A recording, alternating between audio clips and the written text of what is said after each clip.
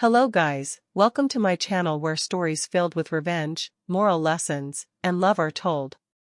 If you enjoy stories like this, don't forget to like, share with your friends, and subscribe to the channel. Now, let's get into today's story. The air inside the banquet hall smelled of roasted garlic, champagne, and expensive cologne.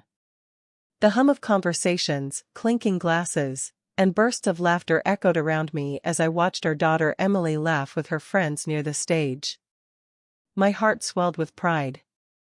For years of hard work, sleepless nights, and sacrifices had led her here, wearing that deep blue graduation gown and glowing like the sun itself.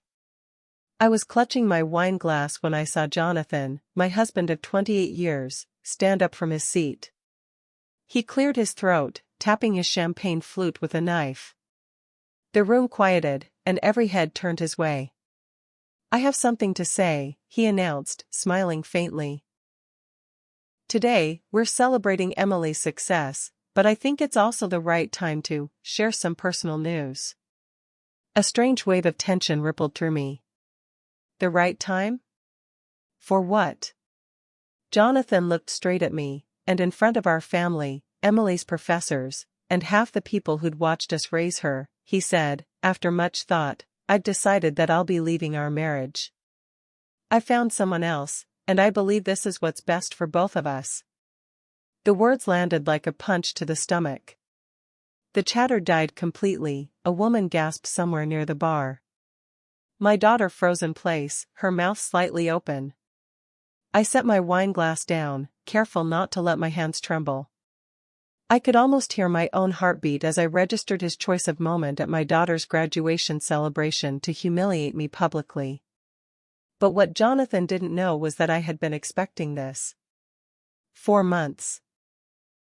The first sign had been late-night phone calls he'd take in the study, speaking in hushed tones. Then it was his sudden business trips to Berlin, when I knew perfectly well his company didn't even have dealings there. The cologne that wasn't his. The strange smile he wore when reading messages. He thought he was clever, hiding his affair with Victoria, an assistant from a partner firm, younger, ambitious, and blissfully unaware of just how deep his marriage vows ran. I'm not the type to throw plates or scream in the street. I'm a financial strategist. I handle numbers, contracts, loopholes. So instead of confronting him with raw emotion, I quietly built my case. I started by copying bank statements, photographing receipts, and tracking every unusual transfer. Then, one quiet afternoon, I slipped a tiny voice recorder into his leather briefcase. Days later, I had my first solid piece of proof. A recording of him and Victoria laughing about how easy it would be once I was out of the way. I remember sitting in my home office, listening to their voices over the small speakers, my tea growing cold. They talked about selling the house. About how Jonathan would finally be free of my boring routines. And the one that made my blood boil, Victoria saying, "Just make it public, she'll crumble. Women like her always do." That was the day I called my lawyer, Daniel. Daniel had been a trusted friend of my late father, a man who understood loyalty as more than a legal term.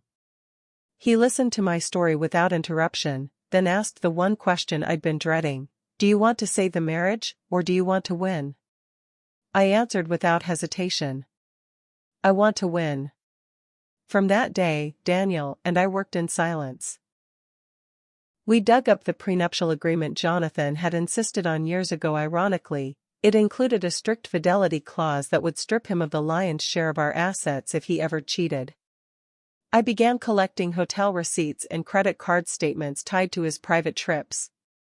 We traced wire transfers he had made to an account in Victoria's name. We were building an arsenal, one fact at a time. By the time the graduation banquet arrived, I had frozen inside. I'd rehearsed my reaction for weeks, picturing him dropping his announcement like a grenade and imagining my own calm, lethal reply. And here it was, playing out exactly as I'd anticipated. The silence after his statement stretched long enough for a server to cough nervously in the corner. I stood slowly, smoothed my dress, and let my gaze drift over the crowd. My eyes finally rested on Jonathan. "Jonathan," I said softly, but with enough projection for the room to hear, "thank you for letting everyone know. In fact, I'd been meaning to share something as well." I reached into my clutch and pulled out a thick cream envelope. The gold foil seal caught the light. "These," I said, placing it on the table in front of him, "are divorce papers. Effective immediately. You'll find all the terms outlined, as well as the court's acknowledgement of the evidence I've submitted regarding your infidelity and financial misconduct." A ripple of murmurs moved through the guests. Emily's face was pale, her hands trembling, but she didn't move. Her eyes were locked on me. Jonathan's smirk faltered. "What the hell is this?" he asked, his voice dropping. "It's the end of you underestimating me," I said quietly. He grabbed the envelope and tore it open, scanning the pages. His face went red, then pale. You can't do this." "Oh, but I can," I replied. "And I already have." "The account you've been transferring money from? Frozen. The offshore stash you thought I didn't know about? Reported. That apartment you rented in Victoria's name? Leased under marital funds. You'll be reimbursing me for half of it." Someone stifled a laugh in the back of the room. Victoria, who had been sitting 3 tables away, shifted uncomfortably and pretended to check her phone. Jonathan's jaw clenched. "This isn't the place." "No, Jonathan," I said, my voice like glass, "this is exactly the place. You chose this moment to humiliate me in front of our daughter and our friends. I'm simply returning the favor, with interest." For a moment, the only sound was the faint hum of the air conditioner. Then Emily stood up, walked over to me, and slipped her arm through mine. She didn't say a word, but the warmth of her hand told me everything I needed to know. She might be shocked, but she wasn't leaving my side. Jonathan sat down heavily, staring at the papers as if they were written in a foreign language. I could see the calculation in his eyes, the panic setting in as he realized this wasn't a spur-of-the-moment reaction. This was months of preparation. This was war. What he didn't know yet was that I had already moved the first pieces of the game. And by the time he figured out the rest, there'd be nothing left for him to salvage. Jonathan didn't speak to me for the rest of the evening. He sat there, staring down at the divorce papers, his champagne untouched, his jaw clenched so tightly I thought his teeth might crack. I kept my face composed, even as my heart beat hard against my ribs. It wasn't fear, it was the rush of finally tipping over a plan I'd been stacking like dominoes for months. When the banquet finally ended, Emily went home with her friends for a small after-party, leaving me to gather my coat and step out into the cool night air. I didn't glance back at Jonathan. I didn't need to. The wheels were already turning, and he was about to find himself crushed beneath them. The next morning, I met Daniel at his office. The man was meticulous, his mahogany desk covered in neatly stacked folders labeled with Jonathan's name. He handed me a copy of the court's temporary order. "The accounts are officially frozen," he said, leaning back in his chair. "He won't be able to move a cent without it passing through legal review. The fidelity clause, paired with proof of misappropriation of marital assets, gives us an airtight case." I exhaled slowly. "And the apartment?" "Already reported to the court as a marital expense. He'll have to pay you back. Not that he'll have the cash flow to do it easily." Daniel gave a small smile. "You're playing this well." By midday, Jonathan had called me 6 times. I didn't answer. He finally sent a text, "We need to talk. In person. Now." I ignored that too. By late afternoon, my phone rang again. This time it was from an unknown number. I answered out of habit, and a cool female voice said, "It's Victoria." The silence on my end must have been telling, because she cleared her throat and added, "Look. I didn't know it would blow up like this. He didn't tell me you had a prenup." I thought. You thought you'd be moving into my home after he left me? I cut in, my voice sharp but steady. She sighed. It's not like that. Victoria, I have recordings of you two talking about how I'd crumble. You laughed about selling my house. Don't call me to clean your conscience. Whatever happens to him now, you're part of it. She didn't speak again, but I heard her inhale sharply before hanging up. I could almost picture her expression, realizing for the first time that Jonathan's grand plan was nothing more than a sinking ship, and she'd climbed aboard without checking for lifeboats. 2 days later, Jonathan's credit card started bouncing. My lawyer had made sure his personal accounts were audited, and the bank put a hold on transactions tied to suspicious transfers. His calls to me turned from demanding to desperate. This is insane, he said when I finally answered. You're ruining me. No, Jonathan, I said evenly, you ruined yourself. I just made sure you couldn't walk away from it without consequences. He tried shifting the blame. You think the court's going to side with you forever? Judges don't like spiteful wives. I almost laughed. I'm not spiteful, Jonathan. I'm thorough. By the following week, I began hearing from mutual friends. At first, they called to ask what had happened, but the tone quickly shifted. People were distancing themselves from Jonathan. In our circles, cheating wasn't rare, but cheating that came packaged with financial betrayal and public humiliation? That was social suicide. Invitations stopped coming his way. Clients began pulling out of his struggling business deals. One afternoon, I walked into my favorite cafe to find 2 of his closest friends sitting at a corner table. They spotted me and waved me over. We heard what happened, one of them said quietly.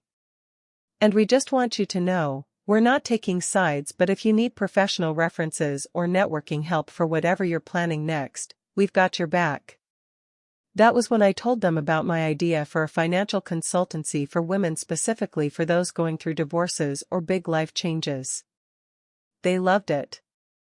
By the time I left the cafe, I had my first 2 clients lined up. Meanwhile, Jonathan's facade was crumbling.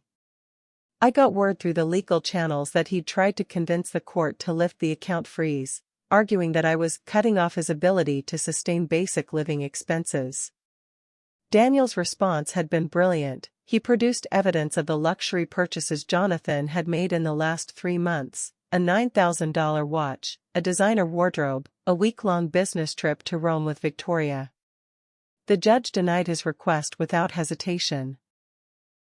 Victoria, for her part, lasted exactly 3 weeks before she walked out. I knew because Jonathan sent me a rage-filled email at 2 a.m., blaming me for destroying his relationship. I didn't bother replying. Instead, I focused on my own moves. I converted the upstairs guest room into a home office. Daniel connected me with a small business advisor who helped me register my consultancy. I reached out to every woman I knew who had been through a messy breakup or a financial blindside. The response was overwhelming. Within a month, I had a waiting list. The contrast between our lives couldn't have been sharper. Jonathan was living in a rented 1-bedroom apartment downtown, still fighting to keep his business afloat. I was booking speaking engagements at women's conferences, my calendar filling with opportunities. It wasn't about money anymore, not entirely. It was about control, about reclaiming the years he'd quietly chipped away at my confidence. Every time I saw my logo printed on new business cards, every time a client emailed to thank me for helping them negotiate a fair settlement, I felt another piece of myself return. But the real reckoning was still ahead of the court hearing that would decide the final division of assets. Jonathan still believed he had a shot at salvaging something significant. He didn't yet understand that my case file was a fortress he couldn't breach. And I couldn't wait to watch his face when the judge made it official. The day of the final court hearing dawned cold and bright, the kind of morning that made everything seem sharper: sounds, colors, even the weight of my breath. I wore a tailored navy suit, my hair pinned neatly at the back of my neck. I wanted to project the same thing I'd cultivated over the past months: calm, control, and unshakable resolve. Jonathan was already in the courtroom when I walked in, flanked by his attorney.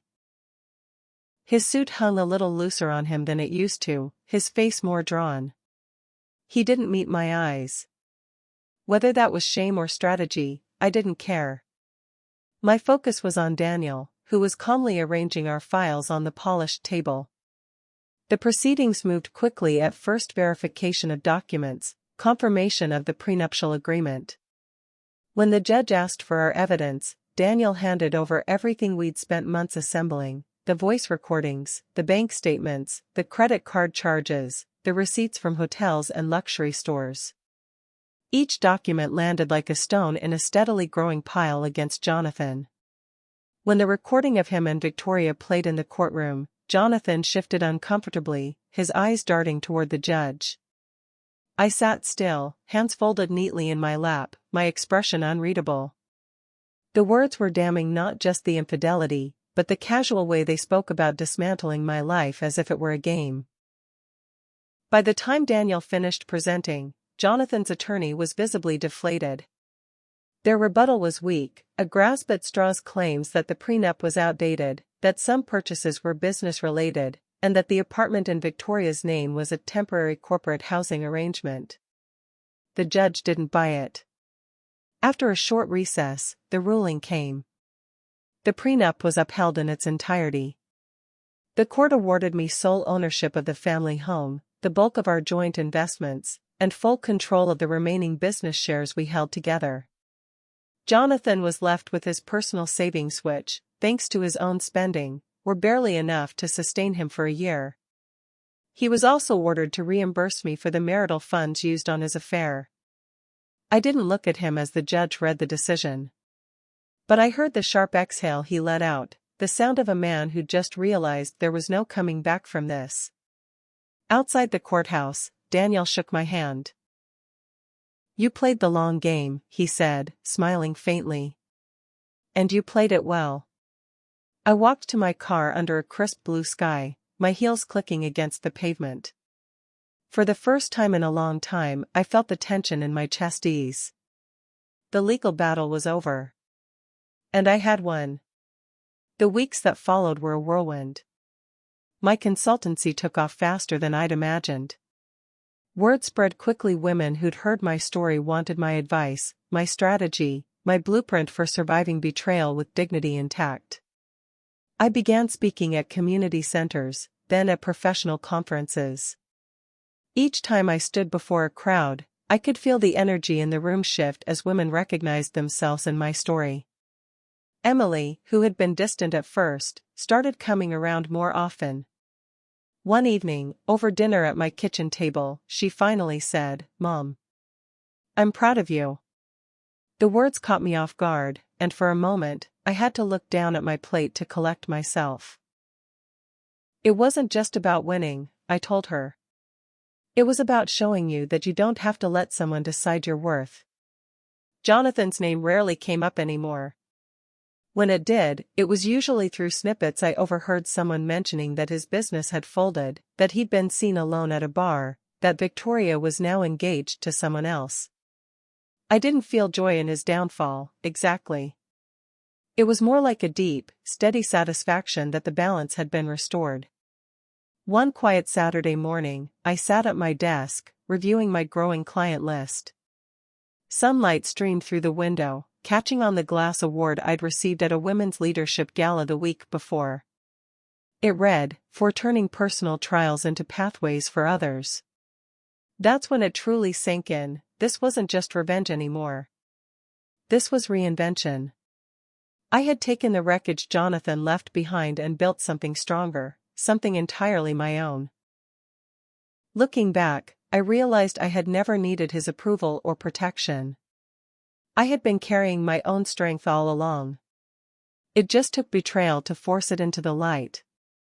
And to the women who now came to me in tears, afraid and unsure, I could say with absolute conviction, "You can survive this. And you can thrive after it."